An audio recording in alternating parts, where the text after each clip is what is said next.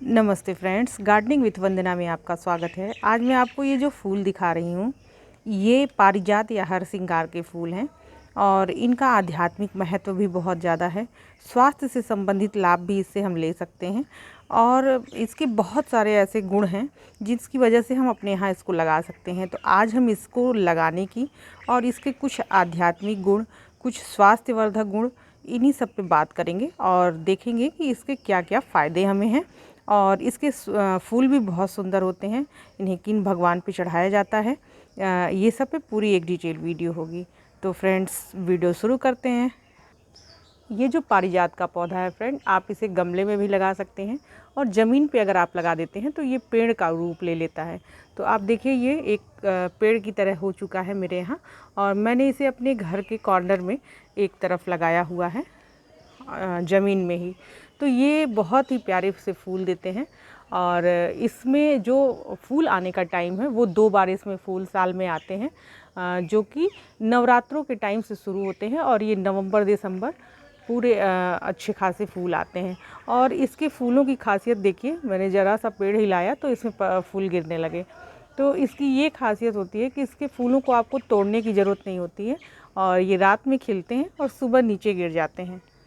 और पारिजात ही एक ऐसा पौधा है फ्रेंड, जिसके कि नीचे गिरे हुए फूलों को भगवान को चढ़ाया जाता है।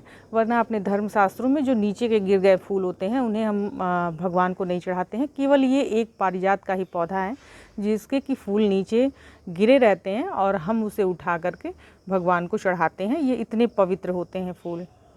पारिजात के फूल या हरसिंगार के फूलों की कलियां देखिए इस तरह से होती हैं और ये जो बडिंग हुई है इसी पे फूल लगते हैं। तो ये इसके पत्ते हैं, थोड़े से रूखे रूखे से होते हैं और इनके पत्तों का औषधीय गुण बहुत है और हम लोगों ने भी पैंडेमिक में इसका खूब इस्तेमाल किया है। मैं पर्सनली इसका यूज़ करती हूँ और आपको भी सलाह दूंगी कि आपके यहाँ भी जो गठिया के रोगी हैं या श्वास संबंधित कोई बीमारी है, अस्थमा का या एलर्जी की बीमारियाँ हैं, जैसे कि धूल से बहुत लोगों को एलर्जी होती है, उस टाइप की अगर दिक्कत है तो आप इसके पत्तों का काढ़ा पी सकते हैं। इसकी अगर मेडिसिनल वैल्यू की बात की जाए तो ये बहुत ही अच्छा पौधा होता है।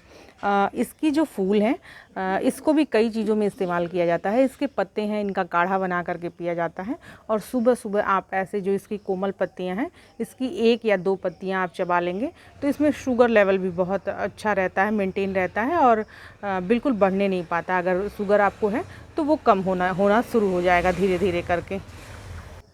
इसकी पत्तियों का रस भी आप कहीं खुजली हो या दाद हो उस पे लगाया जाता है, जिससे कि चर्म रोग से संबंधित जो बीमारियां होती हैं उसमें भी ये बहुत फ़ायदेमंद है। इनकी पत्तियों को पीस करके इनके रस को लगाया जाता है, कहीं भी चर्म रोग किसी तरह का हो या कोई दाना हो, फोड़ा फुंसी हो, तो उसमें ये बहुत काम करता है। इसके अलावा फ्रेंड, ये जो इसकी पत्तियाँ आपको दिख रही हैं ये थोड़ी सी कसैली होती हैं। इनके जो इनको 8-10 पत्तियों को आप ले करके और इसको खूब अच्छा से 2 कप पानी में आप बॉयल करें और जब 1 कप रह जाए तो उसमें आप चाहें तो गुड़ या मिश्री मिला करके और आप सुबह सुबह इसकी चाय भी पी सकते हैं। चाय, ये जो सुबह सुबह पीने वाला जो क्रम है, ये मैंने पैंडेमिक में बहुत किया है। हम लोगों इसे करीबन 3 से 4 महीने तक आप लगातार पिएंगे तो जो गठिया या बात रोग होते हैं, जैसे घुटने किसी के दर्द होते हैं या गठिया की कोई बीमारी है, चलने फिरने में दिक्कत होती है, तो इसमें ये लाभ बहुत होता है। तो इसके लिए भी इसको लगाया जाता है। तो हरसिंगार के जो फूल हैं वो तो बहुत सुंदर हैं ही और इसकी जो मेडिसिनल वैल्यू है इसकी वजह से भी इसको बहुत लगाया जाता है। और अब इसके आध्यात्मिक गुणों की बात अगर की जाए तो इसे धरती का पौधा नहीं कहते हैं, ये समुद्र मंथन से निकला है और ये इंद्र के गार्डन में लगा हुआ ये पौधा था, ऐसा माना जाता है। और इसे भगवान श्री कृष्ण ने धरती पर ले आया था तो लोगों के स्वास्थ्य अच्छा रहे और उनकी अच्छाई के समाज की अच्छाई के लिए इसको ले आया गया। वैसे तो ये इंद्र के गार्डन का पौधा है, लेकिन भगवान श्री कृष्ण ने ले आया है इसे धरती पे लोगों के कल्याणार्थ के लिए। तो फिर इसे हम लगाते हैं और इसकी जो मेडिसिनल वैल्यू है उसको भी हम उसका भी लाभ उठाते हैं। तो इसके साथ साथ जो आपके यहाँ घर में बच्चे हैं, स्टूडेंट हैं, उनके जो टेबल है पढ़ने की, उस पर भी इसकी कुछ फूल रखे जाते हैं। एक बाउल में, कांच की बाउल में आप थोड़ा सा पानी ले लें और उसमें रखें तो इससे क्या है कि तीव्रता बढ़ती है, स्मरण शक्ति बढ़ती है बच्चों में और जिससे कि उनको पढ़ने में एकाग्रता भी रहने से पढ़ाई में बहुत ज़्यादा मन लगता है। ऐसा कहा जाता है कि जहाँ पे ये हर सिंगार या पारिजात का पौधा रहता है वहाँ पे वास्तु दोष जो होते हैं वो ख़त्म हो जाते हैं। तो आप अपने यहाँ इसे गार्डन में लगा सकते हैं अपनी। इसको गमलों में भी बहुत अच्छी तरीके से लगाया जा सकता है। अब इसको लगाने की बात की जाए अगर, तो आप एक हिस्सा मिट्टी, एक हिस्सा बालू और एक हिस्सा खाद मिला करके आप किसी बड़े गमले में लगाएं। कम से कम 12 इंच का गमला हो तो ज़्यादा ठीक रहेगा। और अगर इससे आप बड़ा ले लेते हैं गमला तो इसके लिए और भी अच्छा है, क्योंकि ये पेड़ जैसा होने वाला प्लांट है। तो थोड़ा सा ऐसे प्लांट्स को जो परमानेंट होते हैं उनको कम से कम हमें 12 इंच का गमला देना चाहिए, तो उसमें फूल अच्छे आते हैं। और अगर जिस साल आप लाते हैं, जैसे अभी ले आते हैं अगर आप, तो कोई ज़रूरी नहीं कि अभी वो फूल देने लगे, हो सकता है अगले साल। लेकिन हाँ ये है कि 1 से 1.5 साल में इसमें फूल भी आने लगते हैं। इसके फूल इतने सुंदर होते हैं। और मैं आपको नीचे दिखाऊं कि देखिए ये नीचे ऐसे फूलों पे गिर जाते हैं, देखिए। तो इनके फूलों को ये जो वाइट कलर के फूल होते हैं, और इसमें ये देखिए इसकी जो डंडियां हैं ये ऑरेंज कलर की होती हैं। इसको आप कांच के बाउल में रख करके बहुत सजावटी तौर पे इसको रख सकते हैं, भगवान को भी चढ़ा सकते हैं। और ये लगभग सभी भगवान लोगों को चढ़ाया जाता है। तो आप अपने यहाँ इस तरह का पौधा तो ज़रूर ही लगाइए। इसमें किसी तरह का कोई पेस्ट अटैक मैंने नहीं देखा है और ना ही इसमें लगते हैं। कभी कभी अब ये फूल में थोड़ी भीनी सी सुगंध आती है। रात के टाइम में इतना सुगंधित माहौल हो जाता है। जैसे कि हमारे यहाँ थोड़ा बड़ा पेड़ है, आप देखें ये कितनी ऊंचाई तक गया हुआ है, ये देखिए।